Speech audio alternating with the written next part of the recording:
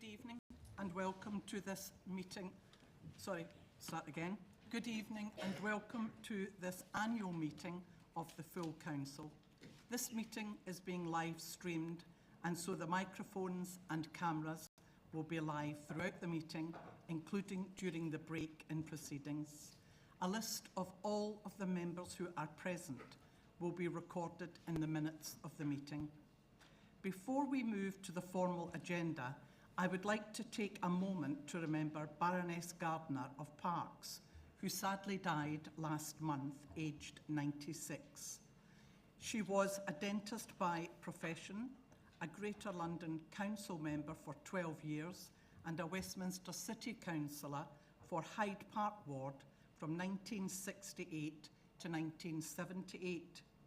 She was also Lady Mayoress when her husband, Kevin Gardner, was Lord Mayor in 1987 to 1988. Trixie was elevated to the Lords on the 23rd of June 1981, and at the time of her death was the oldest female member of the House of Lords. Please join me in a minute's silence.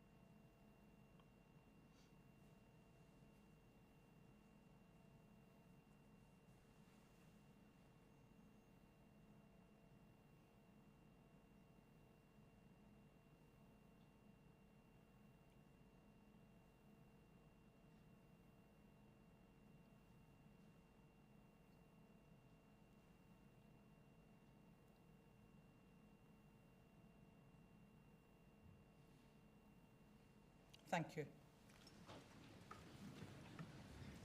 Item 1 on the agenda is to elect the Lord Mayor for the ensuing year. I call Councillor Rachel Robotham to move the nomination. Thank you, Lord Mayor. Tonight, I am honoured to nominate as Westminster's next Lord Mayor, Councillor Robert Rigby, one of the most gracious, kind and generous people ever to have occupied these benches. London and a life of public service runs through Robert's veins. He was born in Muswell Hill, in a lively household as the middle of 3 sons. And he grew up under the guidance of his father, who served on the Corporation of London, where he rose to be Chief Commoner and Chairman of various committees, and of his mother, who instilled the importance of hard work, family, and looking out for others.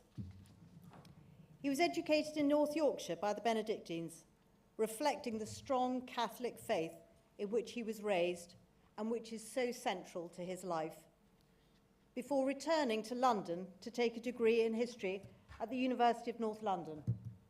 And from there he began a career in sales and marketing, including working for 20 years for Japan Airlines in their offices in Hanover Square.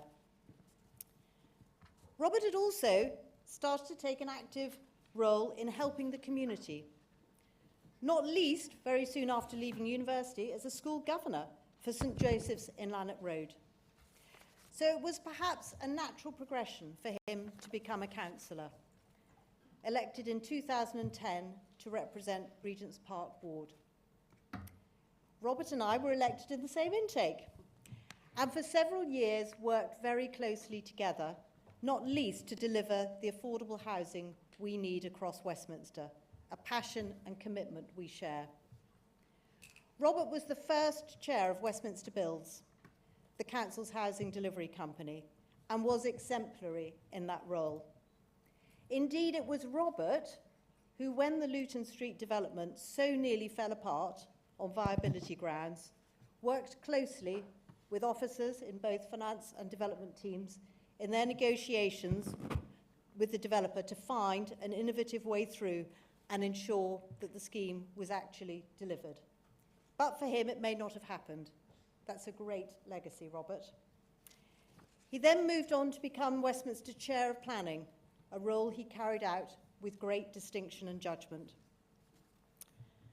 So what else do we know about Robert? Well, he's very fast.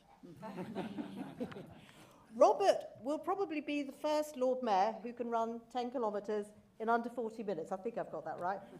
In fact, he'll probably be the last Lord Mayor who can do that. There is a reason he's built like a whippet. He is also, and this will come as no surprise to anyone who knows him, a great Japanophile. Films, culture, bullet trains, food, and of course, this is a passion reinforced by his beloved wife of 37 years, Emiko. So what could we expect from a Councillor Rigby mayoralty, apart from the speed and the sushi? We can also expect a mayoralty guided by the strength of his character. Someone who is always thinking of others, and someone who has the charm, grace, and open character to be able to reach out and connect with anyone, whoever they are, whatever their circumstances. A Lord Mayor who will support all of our wonderful communities across Westminster and will put others' well-being before his own. And Lord Mayor, to understand his nature, cast your mind back 2 years when Councillor Tuazali was made Lord Mayor by Councillor Hugg. And he spoke of his shock at being asked to take on that role in what turned out to be the most historic year probably any Lord Mayor has ever experienced. And Hamza, you carried it out with aplomb. But imagine for just a moment that you were on the other side of that shock. For a year you had been planning and preparing for that role, and then it was taken away in a heartbeat. But not once did Robert ever complain or be bitter. And the only time I ever said to him, "I'm so sorry, Robert," when we were coming here actually for the declaration of the new monarch, and he just said to me, "Rachel, that's life. I just hope perhaps my time will still come." Well, Lord Mayor, it has, and it's richly deserved. And Lord Mayor, when their Majesties, the Emperor and Empress of Japan, visit our country on their state visit and our great city, how fitting that it will be our Japanophile Lord Mayor and his Japanese Lady Mayoress who will greet them.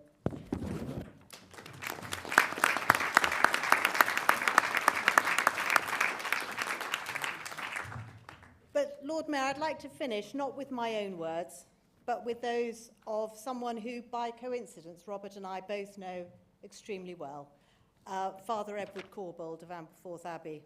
He's a great man and has been a great guide to both of us.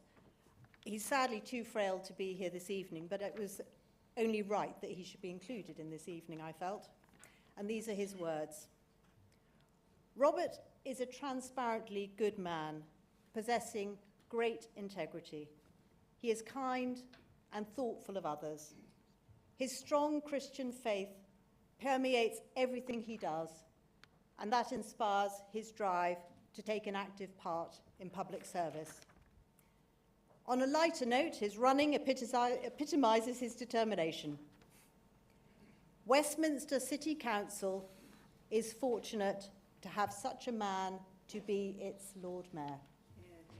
Yeah. Lord Mayor, I can only endorse those words. Westminster is indeed fortunate to have such a man to be its Lord Mayor, and it is with great pride that I nominate him to be so.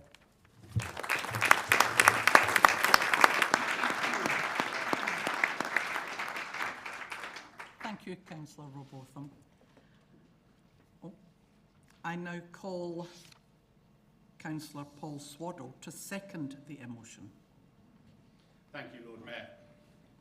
I would like to second the appointment of Councillor Rigby as Lord Mayor for this forthcoming year. He has, as we've heard, viewed his councillor role as a civic duty, a mantra he will no doubt carry with him into the role of Lord Mayor.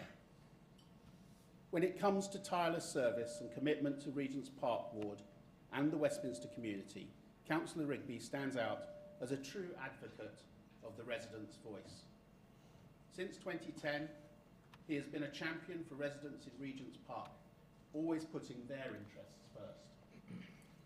Like all of us, Robert came into local government to make a difference, and I think we can all agree he has done just that. Starting with his work at Lord's Cricket Ground, recognising the delicate balance between this iconic venue and the well-being of residents. He founded the now well-established Lord's Community Group. This platform ensures residents have a say in Lord's activities and facilitates two-way communication. Local residents will remember the chaotic parking on major match days, and it's thanks to Councillor Rigby's efforts that residents' parking is now protected, bringing an end to that chaos. Councillor Rigby's leadership was also instrumental in defeating the ill-conceived CS11 cycle lane that threatened to close Regent's Park gates and turn peaceful streets into congested mess. Residents wouldn't stand for it, and neither did he. In his time, Councillor Rigby successfully lobbied for larger buses on the 274 route to London Zoo, bringing relief to busy commuters and continued business to one of Westminster's most popular attractions. This is a prime example of the calm and sensible approach he's used on the planning committee. And as leader of that committee, he fought off intrusive phone boxes, kept the barracks development in check, ensuring minimal disruption to residents and preventing unreasonable hours at local distribution centres. His efforts are not just confined to planning. He's been an avid supporter of Westminster's recreational offering, and he was vital and played a vital role in London Zoo's improvements, like the penguin enclosure, which draws thousands of people into Westminster each year. Councillor Rigby's appreciation for our city's rich heritage can be seen in his work to protect the 121-year-old Edwardian fountain. It took Councillor Rigby 3 years of campaigning, and he didn't give up to return it to its former glory. Even after recent disappointing vandalism, his determination ensured repairs got underway, and that determination reflects a deep commitment to preserving Westminster's heritage. A love of heritage is something that Councillor Rigby shares with his wife, Emiko. A chance meeting 30 years ago has led to a very happy union, over 30 years ago. Together they share a passion for Japanese food, fashion and history. And Emiko has demonstrated a true love of her heritage, training under her grandfather and now running a successful printing business. The same dedication and steadfast approach will prove indispensable in supporting Councillor Rigby in her capacity as Lady Mayoress. And by happenstance, as Lord Mayor, they've invited, as I said, as Rachel said, to the state banquet at Buckingham Palace. And the Emperor and Empress of Japan will no doubt be one of the highlights of their year ahead. Thank you, Lord Mayor, and I wish Councillor Rigby all the best in this coming year.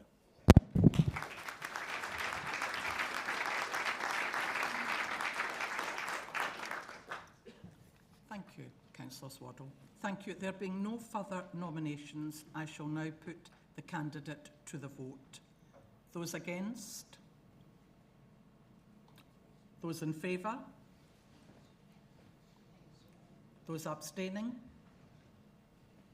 There is clearly a majority in favour of Councillor Robert Rigby. I therefore declare Councillor Robert Rigby duly elected Lord Mayor for the ensuing year.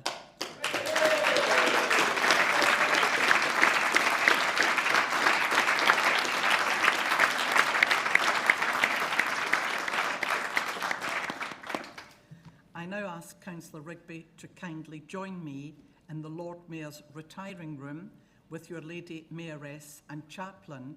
During this period, we will be showing videos from the Cardinal Hume Centre and the MCC Foundation.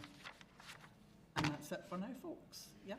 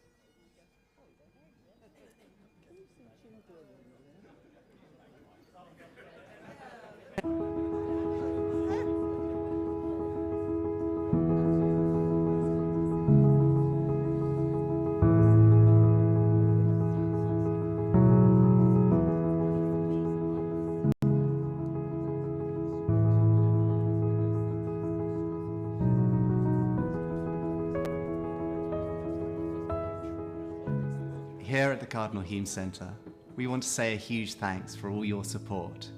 You help people realise their lives matter.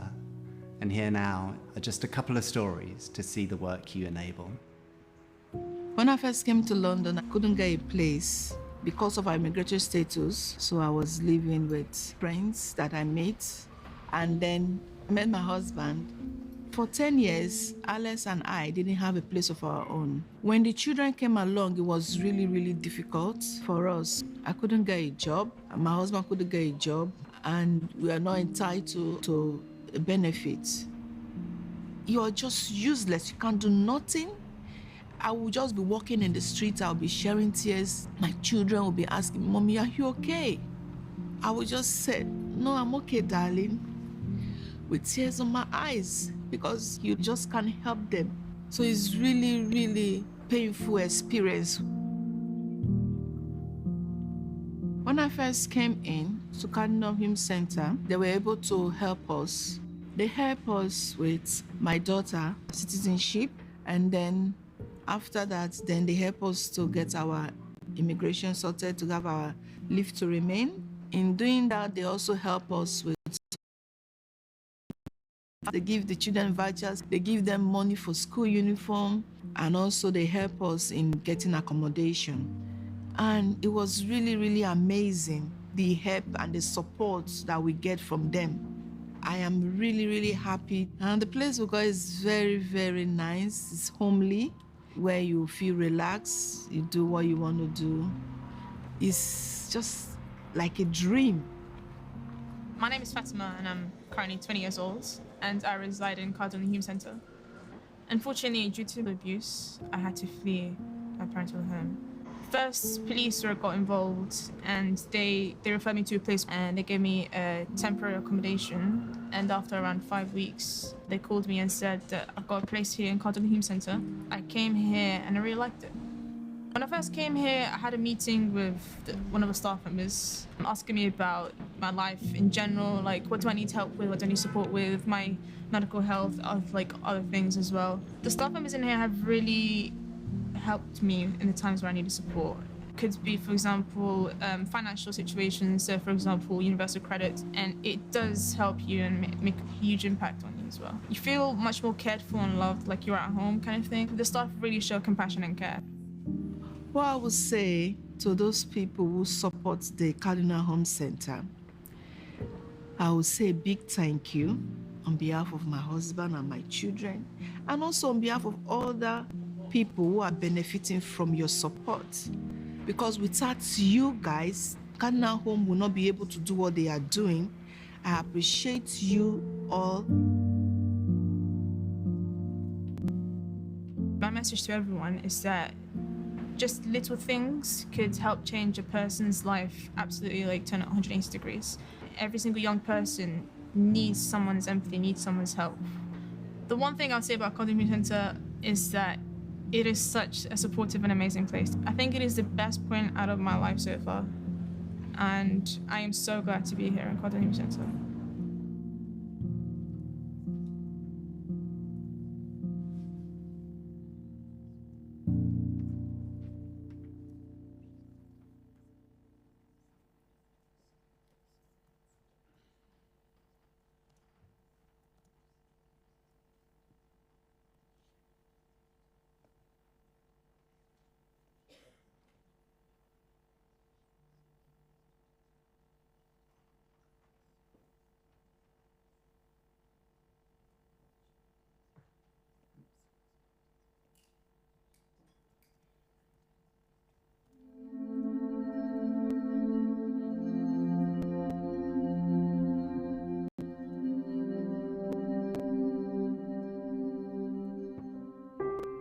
I think the work of the MCC Foundation is absolutely invaluable.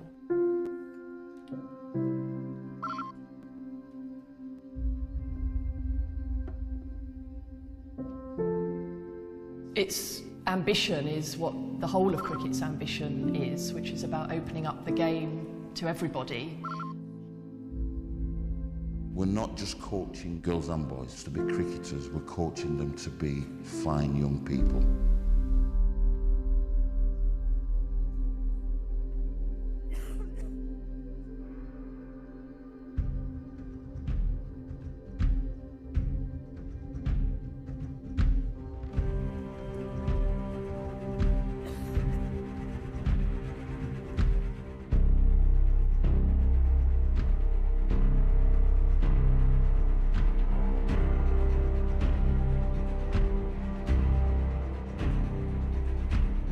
Playing cricket makes me feel like I'm the king because like when I'm out there and I got my bat, no one can stop me.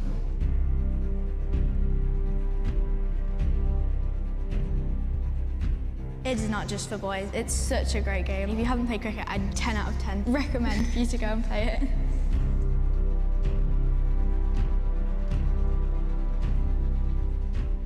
It's nice to have some different types of friends, people who are all about culture. It's better that we can experience with them too.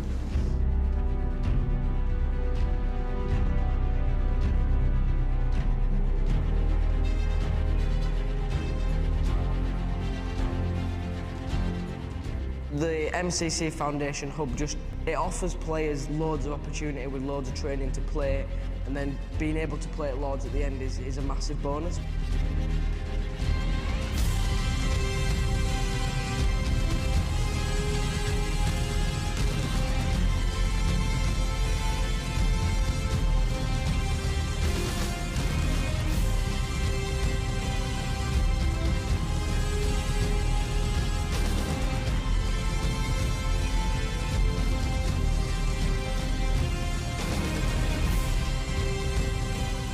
Today, cricket has changed their lives. The things that we do here, others can't do. Boys and girls can play together and in a nice way. When I enter cricket, I forget everything, even if there's a pain inside me.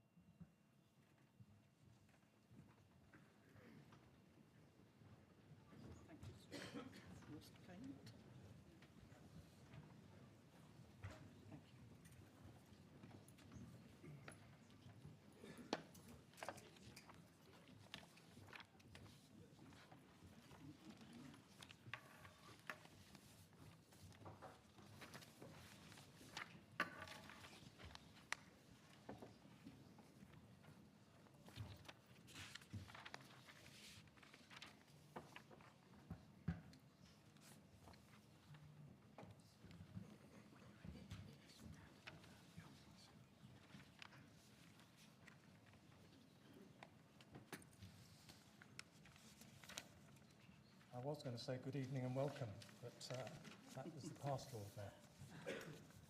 I, Robert Rigby, having been elected to the office of Lord Mayor of the City of Westminster, hereby declare that I take the said office upon myself and will duly and faithfully fulfil the duties thereof according to the best of my judgment and ability.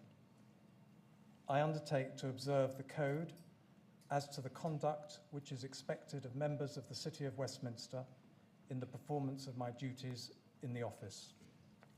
I also declare my acceptance of the office of Deputy High Steward of Westminster Abbey in pursuance of the appointment made on the 1st of April 1965 by the then High Steward, the Right Honourable, the Lord Clitheroe, Privy Councillor.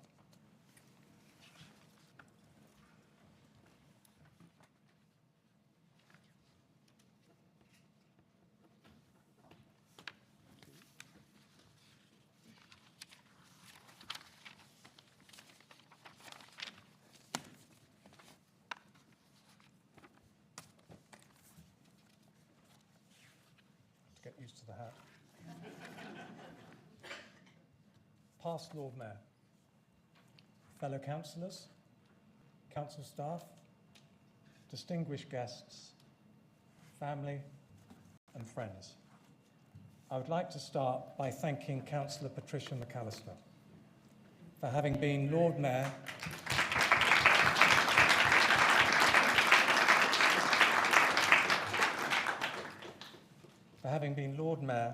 serving the City of Westminster this past year, upholding the office as first citizen with great dignity and respect. We're eternally thankful. You have set a high bar. Thank you, Rachel. Well done, Rachel. And Paul for those kind words and endorsing my nomination. I would also like to thank my fellow councillors on both sides of the chamber. This means an awful lot to me. Thank you. For electing and putting your trust in me to be your Lord Mayor for the year ahead. Being the first citizen of this great city of Westminster is a huge honour. Every Lord Mayor says the same, but genuinely it is an enormous privilege. Also, it was fantastic to see the Royal Air Force cadets on parade as we entered the council house.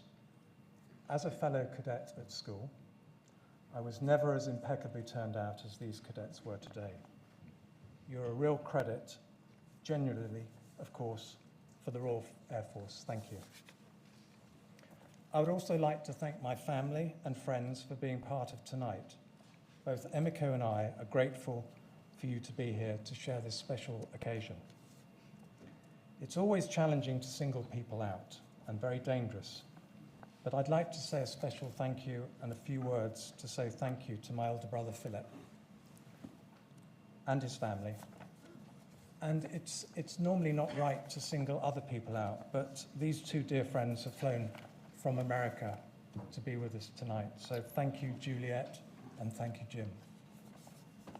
As many of you will know, the present-day City of Westminster dates from 1965, when the City of Westminster was created following the reorganisation of local government in London, and was formed from 3 metropolitan boroughs, St Marylebone, Paddington and the old City of Westminster. In the following year, the position of Mayor was upgraded to Lord Mayor by royal proclamation. The former City of Westminster comprises of the current city south of Oxford Street and was created in 1900, when the 15th Duke of Norfolk became the first Mayor of Westminster. That being the case, these two numbers will stay with me for the rest of my life. I will be the 60th Lord Mayor and the 117th Mayor respectively. The City of Westminster has a wonderful mix of diversity, and this was brought home to me only last month when I attended the citizenship ceremony here in Council House, where over 20 different countries were represented. We truly are an international and multicultural city. Its diversity and vibrant communities make it a very special and different place from other London local authorities. I very much look forward to therefore engaging and supporting the many communities across the city during my year of office, as well as my fellow councillors in each of your wards. Please do get in contact if you would like me to visit your wards, and I'm here to represent and support you. Civic duty is undoubtedly a privilege, knowing we are representing our residents and communities across this fantastic city, having the chance every day to help our residents in a challenging but also important way. But one knows that all members on both sides of the chamber feel honoured to have this position. As Lord Mayor, it will be a year of firsts. It'll be the first time the city has had a Lady Mayoress who's Japanese. And what a year to have it. And I know she's going to make a fabulous Lady Mayoress.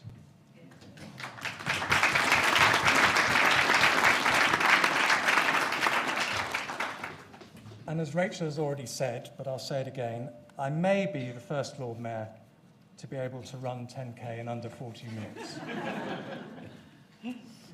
Today also marks a milestone for me and my family, and Philip, my elder brother, will understand this. Because my late father was elected a mayor of a London borough, Hornsey, back in May 1963. I'm told at the time he was the youngest mayor of that borough, which later was to become Haringey.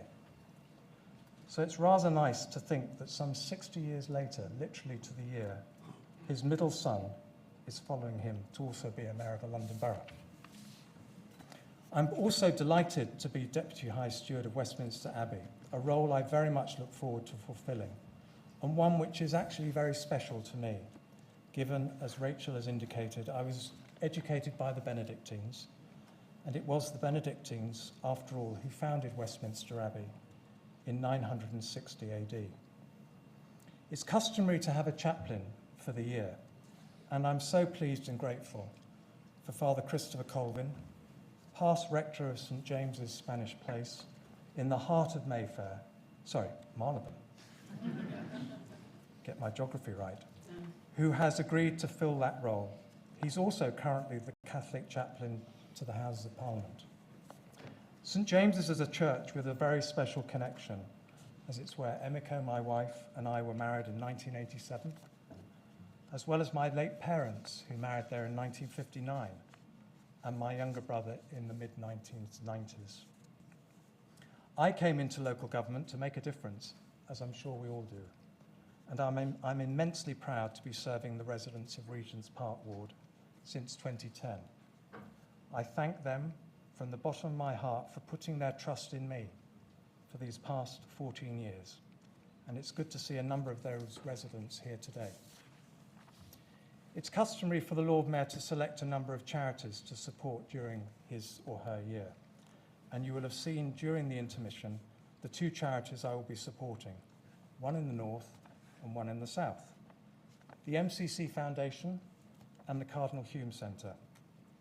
The MCC Foundation, as you've seen, provides cricket participation via free coaching and playing, empowering girls and boys to the game, and to help inspire communities and promote physical and mental well-being. Cricket is also a sport I admire. Although never particularly good at school, my claim to fame was that I was the first 11 scorer, allowing me to have a rather nice lunch and tea every match I scored. And the Cardinal Hume Centre gives a fantastic lifeline to local young people and families to escape homelessness and make long-term changes to turn their lives around. I'm therefore pleased and delighted to see joining me here today are the Chairman, Chief Executive and Director Fundraising from the Cardinal Hume Centre and the Development Director from the MCC Foundation.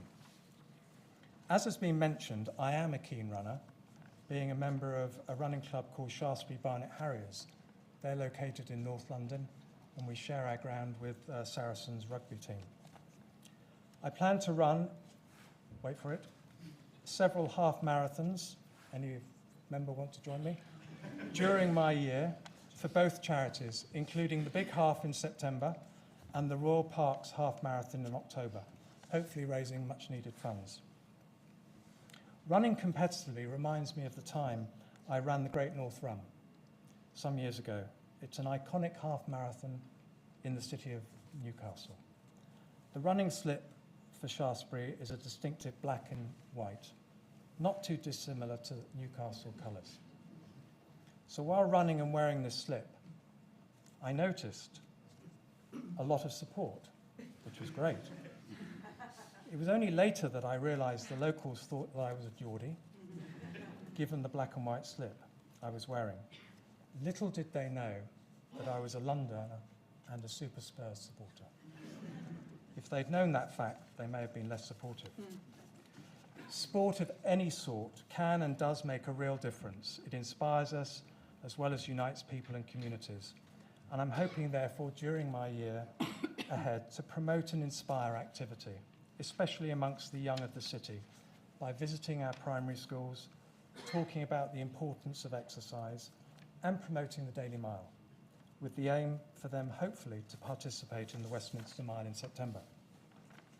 A date in your diary, which I hope all members and their families, as well as key stakeholders across our wonderful city, can attend, is the annual civic service at Westminster Abbey, which this year will be on Sunday, the 7th of July. And it's one of the highlights, as we know, of the year. So thank you once again for entrusting the Lord Mayorship and honour the dignity of this high office, ensuring I respect the good people of Westminster across all communities, bringing what I hope will be joy, happiness, especially at Christmas, where I can, and I will also try to make just that little bit of difference. Thank you.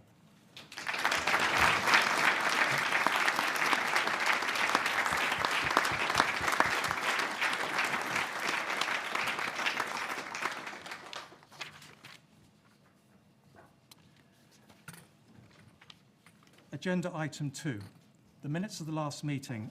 Unless any member wishes to raise a point of order relating to the accuracy of the minutes, I will consider that members are content that I sign the minutes of the last meeting. Please state now if you wish to raise a point of order. Thank you. The minutes are agreed.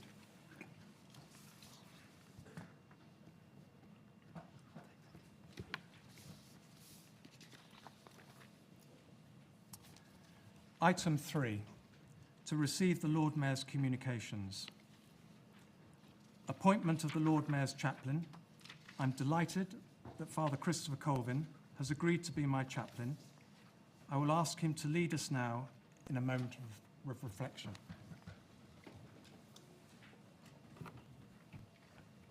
I've had the privilege of knowing the new Lord Mayor for the past 15 years. And I recognise him as a man of deep faith, of complete integrity, and as someone devoted to public service. It will be an honour to offer him support in any way I can through this coming year. He's already said that I wear another hat, that at present I'm the Roman Catholic chaplain to the Houses of Parliament, and my office in Parliament is situated in what is called the Welsh Room, which is famous, perhaps notorious, as the place from which David Lloyd George conducted affairs of state and other affairs, if the rumours are to be believed. It's right that we should hold those elected to represent us in local as well as national government to the highest of standards. And we are right to feel aggrieved, disappointed, when those standards are compromised.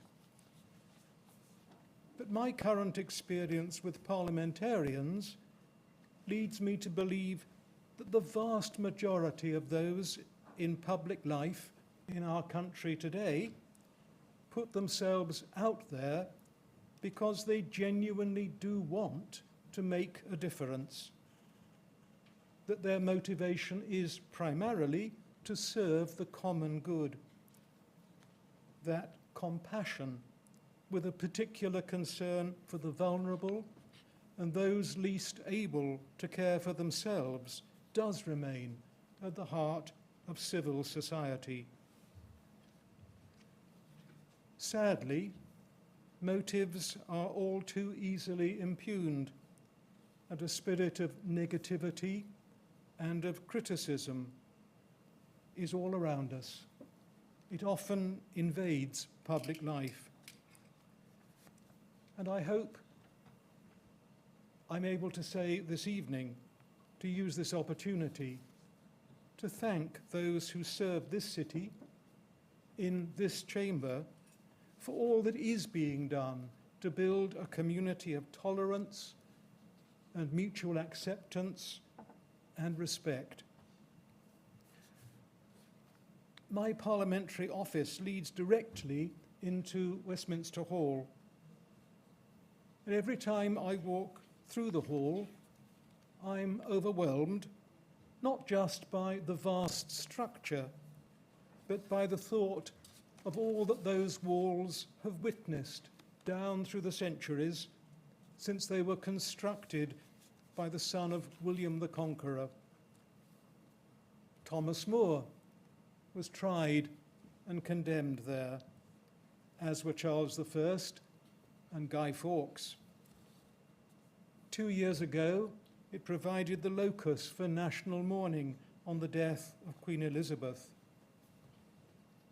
But perhaps one of the greatest occasions in its tremendous history was on the 11th of July, 1996, when Nelson Mandela spoke to the assembled members of Lords and Commons during his state visit. Although the President was addressing a particular moment in time, I think some of what he said then can provide a point for reflection for us here this evening. None of us, he declared, can insulate ourselves from the catastrophic scale of human suffering. In the end, the cries of the infant who dies from hunger, or because a machete has slit open his stomach, will penetrate the noises of the modern city and its sealed windows to say, "Am I not human too?" Politicians, business people, educators, health workers, engineers, technicians, sports people and entertainers, activists for charitable relief, all need to join hands to build a humane world in which we are each our brothers and our sisters' keeper.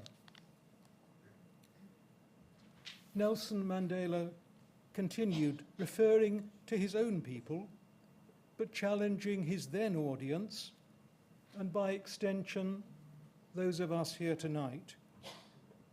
It is, he said, from this well of hope, engagement, and confidence that the ordinary citizens of our country are appropriating the concept we have laid before them of Masakama, a word which means, let us build one another together.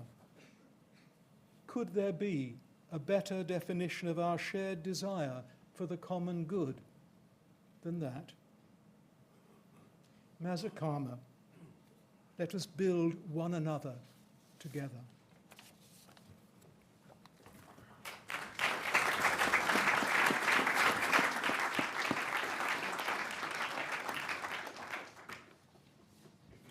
Thank you, Father Christopher. Presentation of the past Lord Mayor's badge and other insignia. It is with real great pleasure that I present on behalf of the Council a past Lord Mayor's badge and the vote of thanks to Councillor Patricia McAllister, the past Lord Mayor's consort badges to Ellis McAllister and Kevin Murphy, in recognition of the wonderful service given by you all.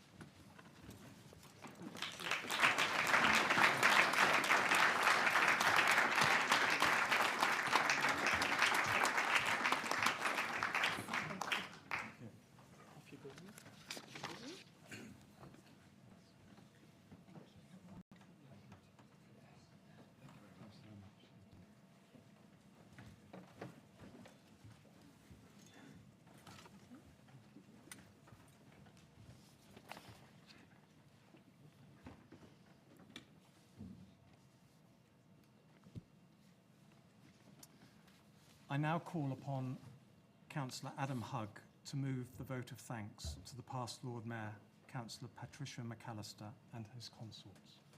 Thank you very much, Lord Mayor, and really obviously welcome your ascension to the role, and I know that you will do our city a great honour over the year ahead. But I'm delighted here tonight to be able to give thanks to Patricia for an amazing year as Lord Mayor.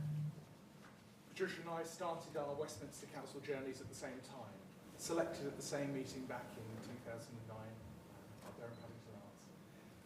Though through the sad passing of Mushtaq Qureshi, she joined the council slightly before me to by-election.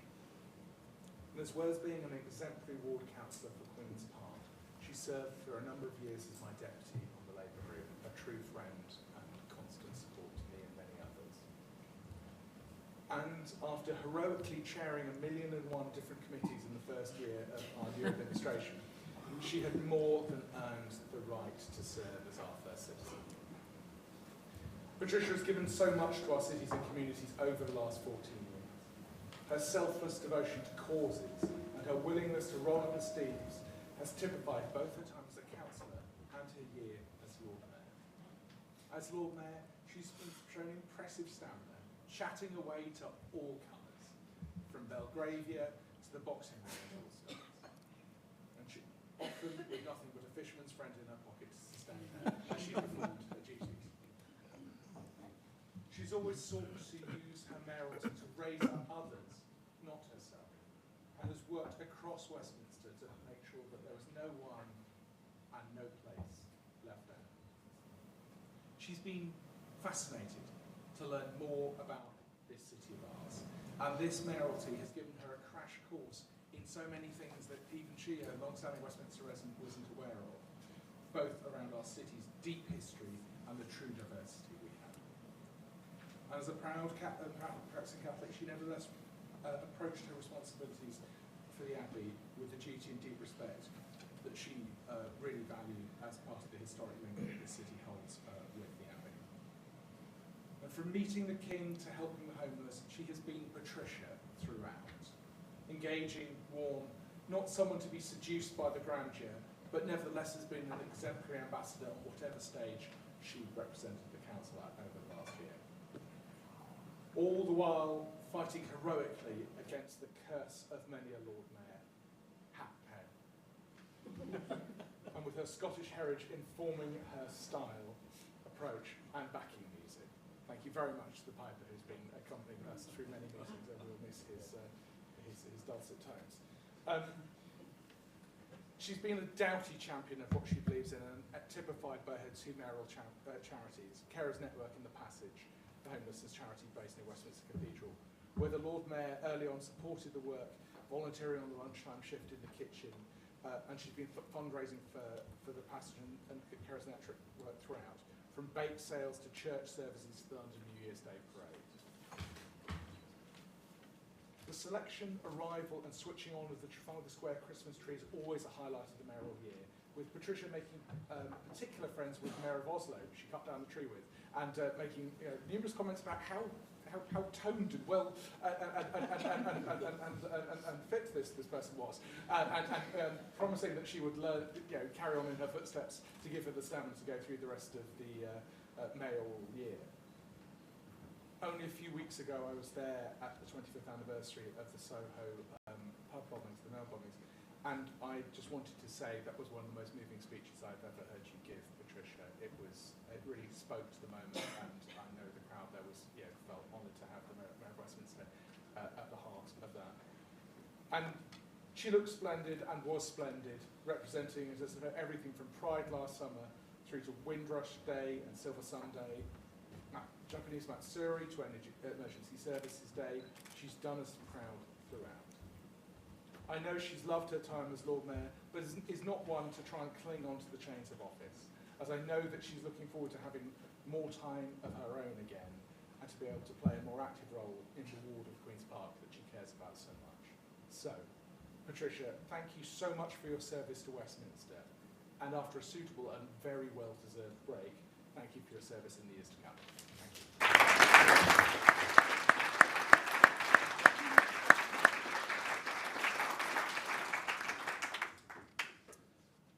call Councillor Ruth Bush to second the motion. Thank you, Lord Mayor, and congratulations to you and to your Lady Mayoress. We welcome you. We are pleased that you are there. A year ago, I stood here to second the motion to elect Councillor Patricia McAllister as Lord Mayor of our City of Westminster for this municipal year now ending. This year, I was equally honoured and delighted to agree to second the vote of thanks, but then I was brought up short. A year ago, I had years of friendship and colleagueship to draw on for anecdotes and observations. This year, because of the intensity of Councillor McAllister's Lord Mayoral schedule, I've barely seen her. So, as you'll know from her weekly programme, our outgoing Lord Mayor has cross-hatched the City of Westminster from north to south, from east to west. She has represented us at events and gatherings of the grand and the modest, from His Majesty the King, her earliest engagement, to a community tree planting scheme at Wetch in my Harrow Road ward. She has met young people and old people and all those in between. And she has brought her wonderful openness and friendliness to every occasion. I've only been at a few of these events, so I asked colleagues on both sides of the aisle to send me their thoughts. The former leader of the council, Councillor Robertson, I always do that, don't I? I'm sorry, Rachel, told me how Patricia made a great impact when she attended the Belgravia Community Awards earlier this year. She said that Patricia was, as always, so friendly and chatty that I think by the end of the evening she knew almost as many people in Belgravia as I do. Councillor Robertson continued, she's been a great Lord Mayor, and her engaging and warm personality has enabled her to connect with all sorts of people, whatever their circumstances and experiences. And we've heard this again, and I think we can all agree with it too. Councillor Robertson's colleague, our frenemy for the evening, Councillor Devonish, sent a delightful email saying, the outgoing Lord Mayor, Patricia, is always so warm a person, and councillors across our city and residents and businesses especially remember her officially opening I asked myself, opening Christmas trees all over our city. And our constituents rushed past us, ward councillors, or then Assembly member, to meet the Lord Mayor with her winning smile, lovely Scottish accent and glad rags. Patricia's beautiful, clear Scottish accent was mentioned with much acclaim. My brother commented on it after he heard Patricia read a Bible lesson in the Abbey, saying he hadn't expected a Scottish accent, but that's because he never listens to a word I say. But that it was so beautiful, and she read with such clarity. The Lord Mayor's accent connects us with her upbringing in Port Glasgow, as did the interview with the Greenock Telegraph, celebrating her heritage, which is still a part of her after her living here since the 1970s. These are also symbols, as we've heard, of Westminster's diversity, and I'm pretty sure all Westminster Scots will have been thrilled. And we'll all recall the most striking symbol of this connection when Patricia, as the new Lord Mayor, made her entrance into this chamber to the accompaniment of a bagpiper. And Councillor Glenn told me how very disappointed he was. Disappointed? Do I hear an intake of breath? How very disappointed he was that there was not a bagpiper at all her events. Since the piping this time last year was so impressive and appropriate, and now Councillor Glenn's wish has been granted this evening. Councillor Williams, one of our councillors who acted as escort to the Lord Mayor when her consorts weren't available, also commented on the Scottish connection, together with Patricia's humility in the Lord Mayoral role, as we've heard. Her focus, he said, wasn't on the finery or the chains, but on the symbolism of being someone who can shine a light on the achievement of others. Linked to this, of course, as again we've heard, is the importance of Patricia's faith. And I'm sure many people in Westminster have felt blessed by Patricia's year of service, including her chosen charities, the Passage and Carers Network, this last arising from Patricia's own experience of caring for her mother. On a lighter note, Councillor Carman, another councillor who acted as escort, revealed that Patricia liked to coordinate her outfit to the country of an event. So she would check out the national flag for the colours. And when she accompanied the Lord Mayor to a celebration for Ecuador, Patricia wore a Panama hat, because Panama hats are an Ecuadorian thing, not a Panamanian thing at all, I'm told. And Councillor de Moldenberg passes on Patricia's tip for aspiring Lord Mayor, so I hope you're listening to this, Lord Mayor. Sign up for the gym. Probably you don't need to, really, because, because it keeps you feeling good. As Lord Mayor, you're driven around all the time and you stop walking. And our warm thanks also go to Patricia's consorts, her daughter Ellis and Ellis's husband Kevin, not to mention her beloved grandson Callum, who I think is here, and granddaughter Grace. I know how much Patricia has relied on your support, and we thank you very much indeed for this, both for Patricia personally and in her task of representing the City of Westminster at so many events through the year. Councillor Arundel told me that at the beginning of her year of office, Patricia had revealed how uncertain she felt as she contemplated the year ahead. Please be assured, Councillor McAllister, that you have been a truly worthy Lord Mayor of Westminster. So, Councillor McAllister, dear Patricia, thank you from the bottom of our hearts for all you've done for the City of Westminster this year. We will be glad to have you back among us once, as the leader has said, once you have taken a long, well-deserved break. And we past Lord Mayors, Councillor Hyams, Councillor Tozal and me, we will be thrilled to have you among our number to carry out Lord Mayor Locum Tenens duties. But for now, I take the greatest pleasure in offering you your life back, enhanced by your experience as Lord Mayor of Westminster, and with our deepest thanks and love. I second the motion.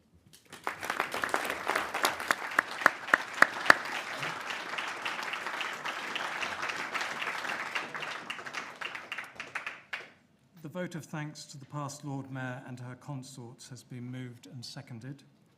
Are there any objections? I therefore declare the motion carried.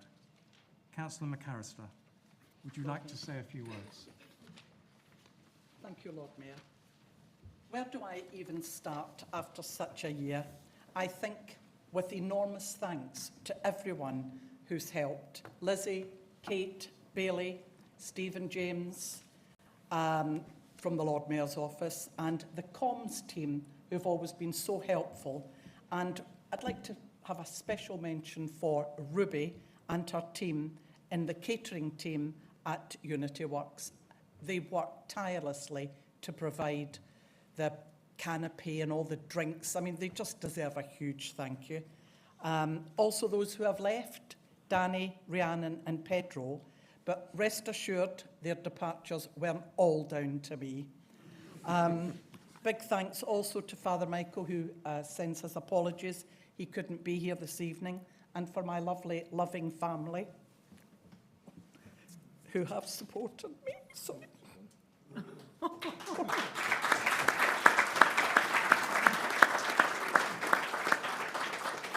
I did not see that coming. I am incredibly proud and honoured to have had the opportunity to have experienced a year like no other. It feels almost impossible to describe the life of a Westminster Lord Mayor. Maybe I'll have a drink.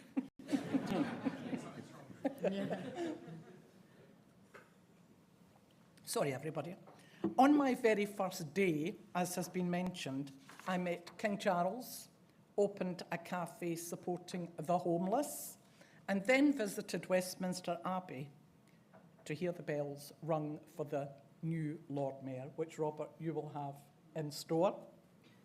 My term as Lord Mayor has been marked by receptions at Buckingham Palace, to the joy of Pride and the London New Year's Day parade, which is such fun, to the emotion of charity events to the surreal of giving a speech from a boxing ring. The visits to Westminster Abbey for events such as Commonwealth Day and the Christmas events. And of course, the visit to Norway, Trafalgar Square tree lighting, all unforgettable. In Westminster, we have some of the most iconic, historic and significant landmarks in all of London, the country and indeed the world. From the windows of the Lord Mayor's Parlour, you can see Buckingham Palace, Big Ben, Houses of Parliament, the West End. These and many others make Westminster and London a city of global importance, attracting tens of millions of international visitors every year. But at the heart of the city are its citizens and its people who just make the year. The simply beautiful individuals who make our city what it is. I have met so many inspirational people who never cease to amaze me with their generosity, devotion, commitment, and of course, their kindness. And oh my goodness, the vibrant diversity of Westminster is something which we should truly celebrate. Every week, as Robert said, at the citizenship ceremony, there are often more than 30 different countries it's represented. It really is such an honour to be there every week. And those residents and people who have received their citizenship will continue to enrich our city and will contribute to the best of Westminster's qualities, the community spirit. My chosen charities for this year, the Passage and Carers Network, embody the best of that spirit too. The Passage is one of the best charities working to support the homeless. Their approach, tackling the myriad issues involved in systemic poverty and homelessness, is a beacon of hope to so many in desperate situations. Carers Network provide invaluable support and advice to over 6,000 unpaid carers. Carers who make extraordinary sacrifices to their own personal lives to look after someone who might otherwise be left behind and neglected by the world. I can think of few more noble acts of love. I am always in awe of their strength and integrity, resilience. They deserve some care of their own. I have lived in Westminster for over 50 years, and I thought I knew all about Westminster, but I didn't have any idea how little I knew until I became Lord Mayor. I have learned so much in the past year, as Adam said. Finally, I wasn't sure how to end this speech, but something happened today which was a gift. Councillor Carman and I attended the annual Arts Festival in partnership with 7 special needs schools, who entertained us with the most wonderful and powerful performances, followed by a surprise guest appearance by the internationally acclaimed singer-songwriter, the one and only Mr. Ed Sheeran, singing his composition Perfect, which seemed such a wonderful way to end my term of office. Thank you all so much.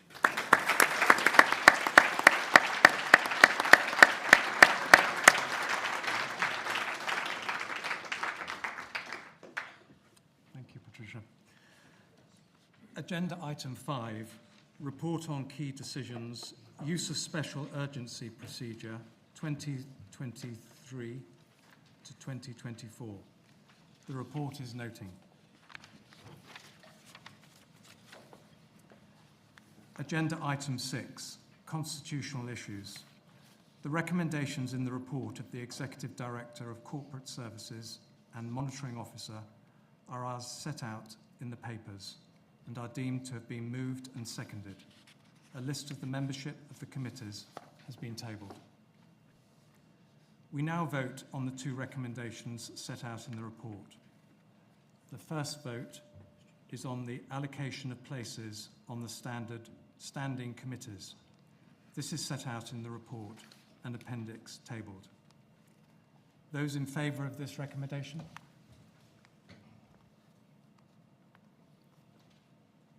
Those against? Those abstaining? I declare the recommendation adopted. We now vote on the second recommendation set out in the report, which is to confirm the proportional division of seats on the standing committees as set out in the report tabled. Those in favour of the recommendation? Those against? Those abstaining? I declare the recommendation adopted. I wish to inform the Council that the civic service, as I mentioned in my speech, will be held at Westminster Abbey at 11 o'clock on Sunday the 7th of July. I hope very much that all members of the Council will be able to attend. That concludes the business of the annual meeting of the Council. Leave the dais. After we have left, please proceed in a few moments to the Westminster room to join us for light refreshments. Thank you.